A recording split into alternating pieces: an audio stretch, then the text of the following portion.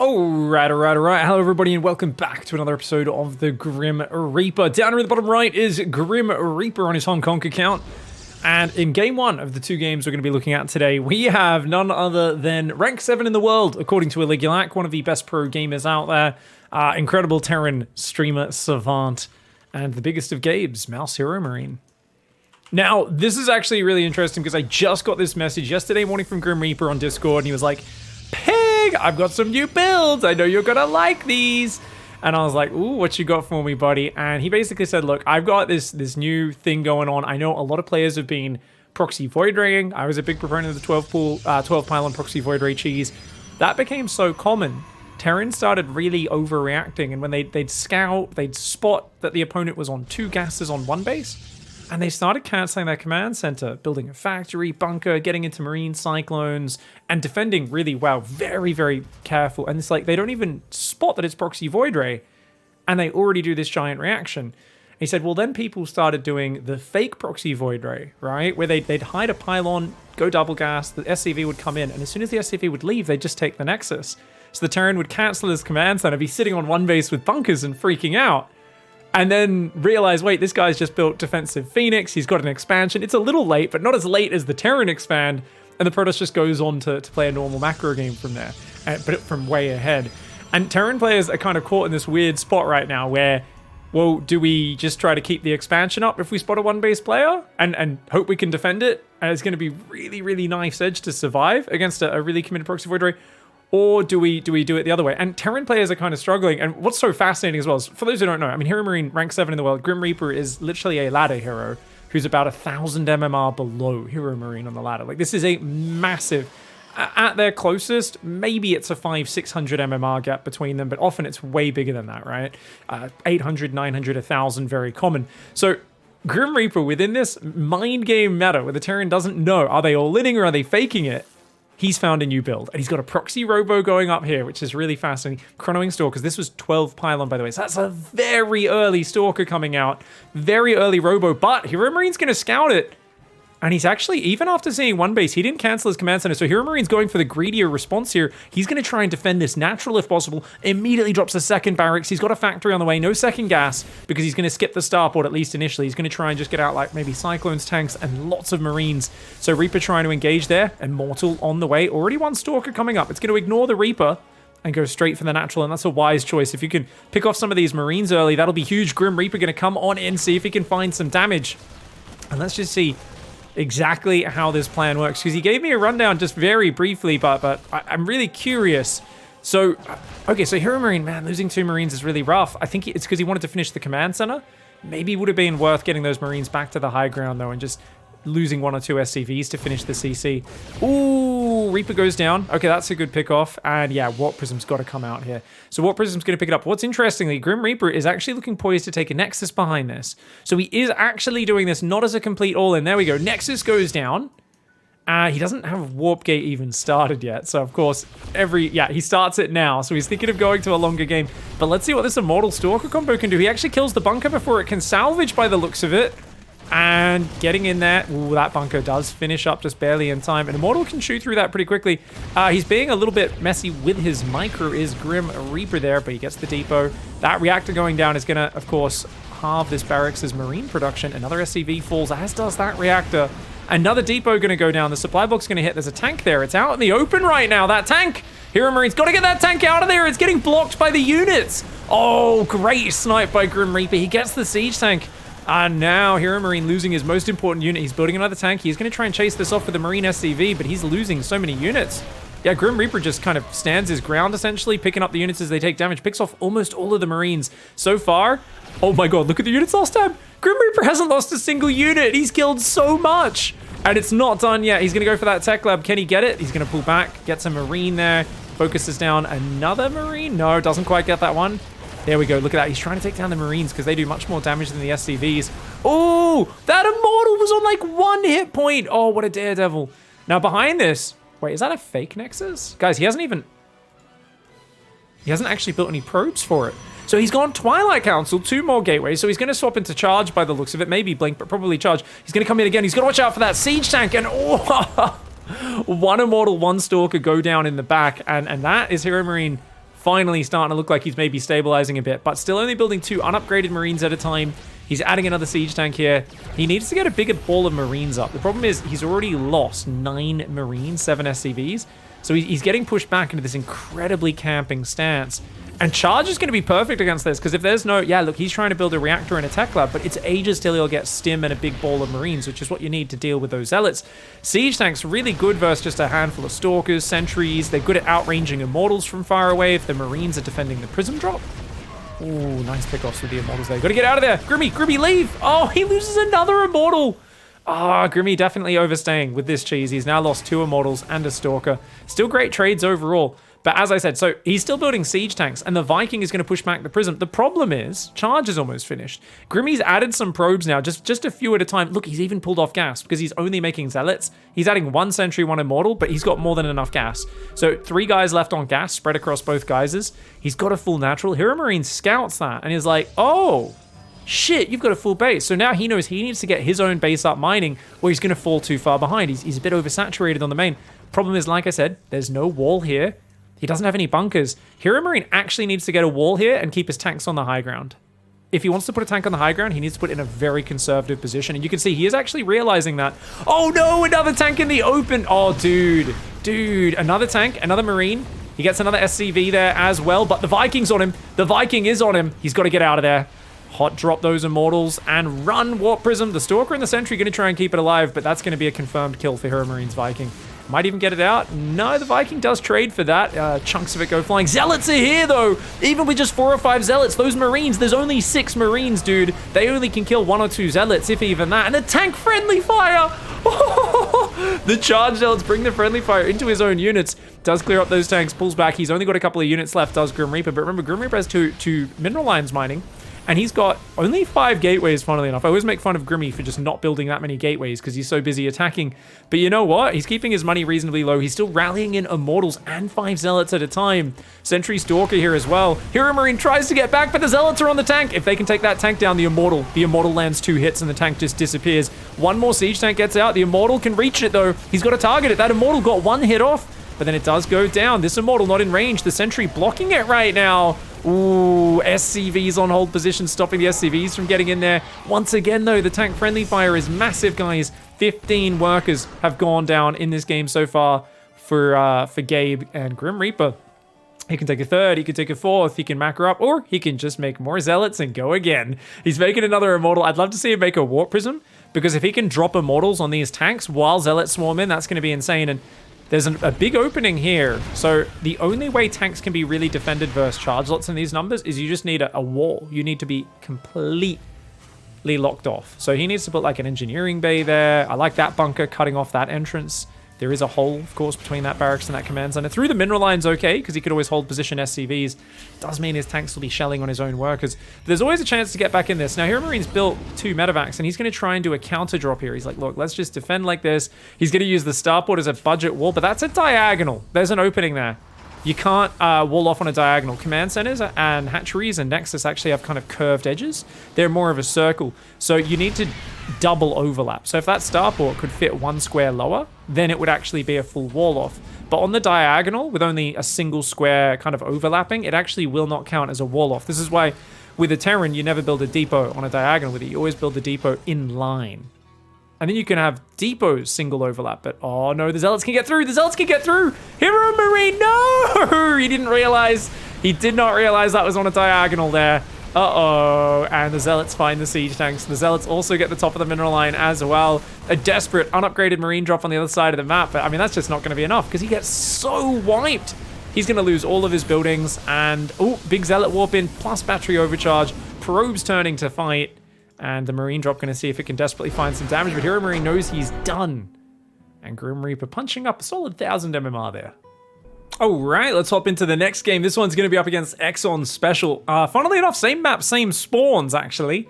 Grim Reaper down here in the bottom right. And he's going 12 pylon again, so doesn't build a single probe. First thing he does is build the pylon. A lot of people go, why you do that? Faster pylon. Because the pylon unlocks the gateway unlocks the cybercore unlocks the tech structure, whether that be a Stargate, a Robo, or a Twilight Council. So the fastest you can possibly both get a gateway unit across the map to pressure, whether it be a Zealot, an Adept, a Stalker, and also the fastest you can get a tech structure proxied on the map aggressively in a forward position.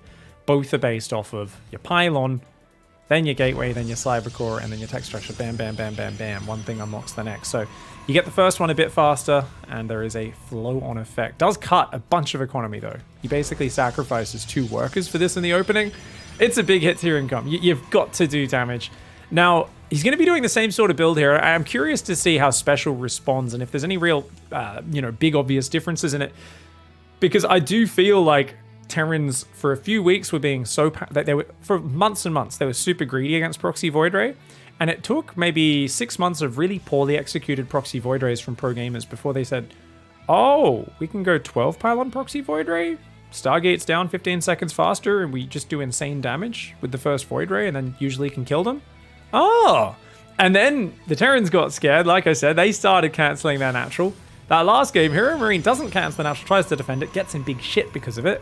And I think he would have straight up died to a Proxy Void Ray if he didn't find it, right? And that is a big if. That is a big if. Now, he's using the same proxy location as Grimmy.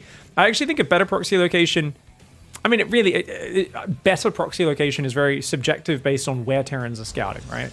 So obviously, it's like in the last game where this got spotted, I would randomize it by putting it here. You could put it over here. There's so many spots, but I really like this one here. I just think a lot of players don't check for this proxy location. In my mind, this is the least checked area.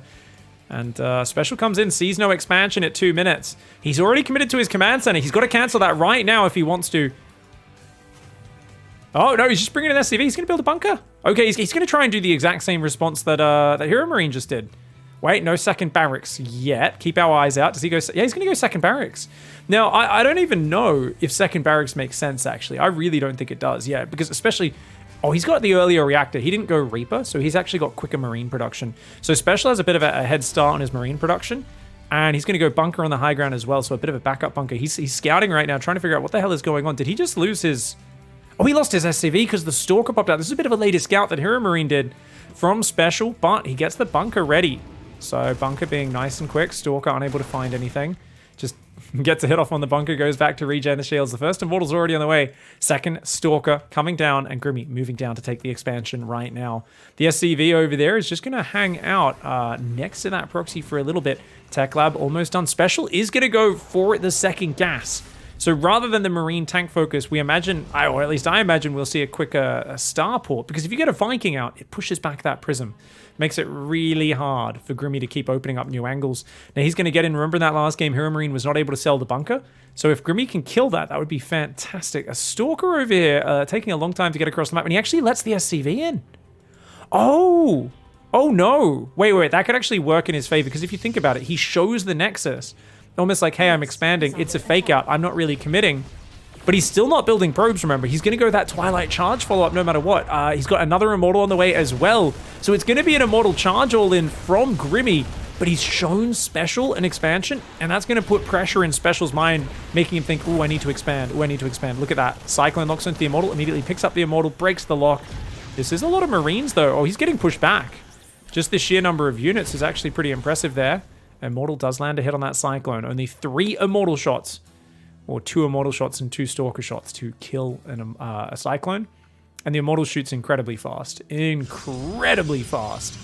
3 gateways charge. Still only on 24 probes. Grim's like, I guess I could queue up a few more probes now. But the thing is, he's not even doing a proper 2 base all-in. He's doing like a 1.5 base all-in, right? For him, it's just hitting at such a surprising moment with Zealots is his goal. Gets the Cyclone. Worth losing a Stalker. Tanks out in the open. Oh, I would have considered diving on that tank with the Immortals there. I absolutely think I would have gone for it. Maybe would have traded an Immortal for it, but I think that's worth. Nonetheless, keeps the units alive, plays a bit more conservative. He's going to rotate into the main base. Remember, he kept catching those tanks in that previous game. In this game, already good trades. Not quite as good as against Hero Marine, though, so Special does have a bit of a better start against this. Medevac's on the way first, so it looks like he wants to do that Marine counter drop. Ooh, Tech Lab. He's trying to bring SCVs to repair it. Marines do not have that tank. Oh, there we go. Big tank shot. Knocks a lot of the hit points off the Immortals. A lot of these Marines in the red. Hasn't killed too many of them yet. Does save that Immortal from the lock. Meanwhile, guys, 3 gateways are up. He's going to go up to 6 gateways. Still next to no workers here for Grimmy. He's super all in, but Special starved for information. He doesn't know that. He's like, Oh, I got to go do some counter pressure. My opponent's probably on 40, 50 probes by now. Little does he know he's up 10 workers. He does not need to be going across the map right now. He actually needs to be knuckling down on the defense. Where's the Viking? He still does not have that Viking out. That tank over here, it's not quite covering the production. He's going to lose that tech lab. And look at that. Grimmy just doing great damage here. Every time that Cyclone locks on, he dodges it. And he keeps the Prism behind the Immortal so that it's not easy to lock onto that. Picking off a bunch of SCVs there. Does take a tank shot, though, as this new tank pops out. Siege is up there and does create a nice defensive anchor. Viking going to zone him out of the main. The natural a little bit open, though. And 1 Zealot Warper, that's all it is. 5 Zealots. Who attacks with 5 charge lots? Normally you're meant to wait for a few big Warpins, but Grimmy's like, dude, I don't need to. He's got so few Marines to cover his tanks. 5 charge lots, 3 Immortals, let's go. At the same time, though, the 8 Marine drop does come in. No shield battery this time around, or if there was, it got sniped down. So he's taking big damage. Oh, he drops the Immortals. He just brought the Immortals and dropped them on there next to the siege tank to take it down. There's still one more tank on the high ground to fall back, but look at all these depots on the low ground. Ah, that's such a bummer there for Special. Now he's going to recall back an Immortal. The Immortal and a few Zealots will start to clear up these Marines. Oh, 3 Marines going down does take out a lot of the firepower.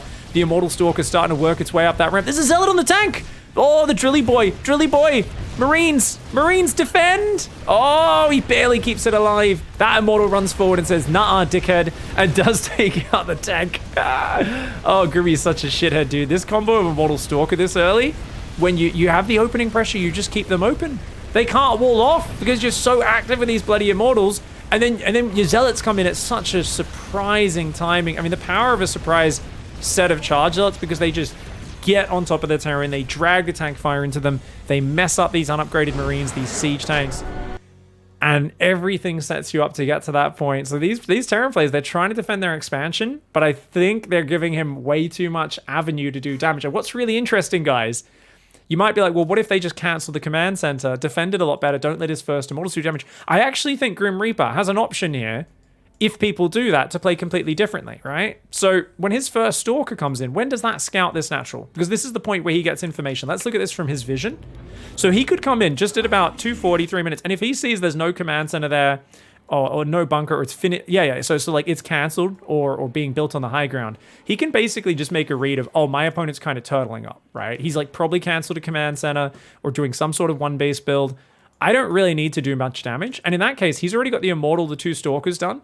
Just make the Warp Prism, then build the Nexus, and just do nothing but build probes. And what he could do in that scenario is, rather than this sort of game where he just, look at his production, he's never probing, right? Because he's like, oh, I could do damage, I could do damage. So even after he puts the Nexus down at 310 and he starts the Prism, he builds like 1 probe, and then he just goes to like charge, gateways, Immortals. He doesn't keep building probes. So the thing is, that's because his opponent's expanded. But if his opponent's on 1 base, he can just do real light pressure with this, not bother reinforcing Immortals, probe up a bit harder, go straight to 7 or 8 gateways, and then hit a later attack when the opponent floats their command center down with maybe just 2 Immortals, Warp Prism, and like 16, 17 Zealots. And he could even fly the Warp Prism into the main and warp in another 8 Zealots in there. So he could do like a proper 2-base charge all in, whereas he's doing more of this super annoying kind of Immortals into a 1.5 base timing. So he's actually got, I think, an option against that as well. And I'm going to request Grimmy send me replays. If he has people who play more 1-base style, how does he adapt the 12 pylon proxy Robo against a guy who's being a lot more defensive where he can't find damage with the Immortal Prism? Grimmy will hopefully send me replays of that. Fingers crossed, depends how the Terrans play, and we'll give you guys a follow-up video on how this bullshit strategy works. Will he keep being able to beat people 1,000 MMR higher than him or not? Who the heck knows? All I know is that these early games, these units lost tabs were not fair, man. They were really unfair. This game, Special defended way better than Hero Marine. It was still super one-sided. Hope you enjoyed this video, guys, and enjoy being a douchebag on the ladder. If you want to use this build, if you're Terrans, guys, make sure you scout earlier, I think. I think if you just scout a bit earlier, you could maybe just do a 1-base build from the start and then take an expansion. Don't give your opponent this many openings. If you get in there, I guess we should give a note. People are like, oh, you're teaching Protoss. Well, the thing is, there's a big tell of this, right? How is there a Stalker out at 210? First gateway unit shouldn't be able to pop till about 225, guys. Why has it out at 210? That tells you this is a 12 pylon, so you know your opponent's committing hard to the aggression, and they're not even just doing a 1-base build, they're doing a particularly 1-base oriented build. So in this scenario as a Terran, I would snap cancel my command center. And I would just be like, second gas factory. I might even go double magfield cyclone or something silly like that. That's going to be really micro intensive. It's up to you what you want to play. You could do 3 racks on one base as well if you weren't going for the tech route, but you could definitely react in that way and it'd be good. Anyway, I hope that helps you guys out. Thanks for watching. We'll catch you guys in the next video. Goodbye and good night.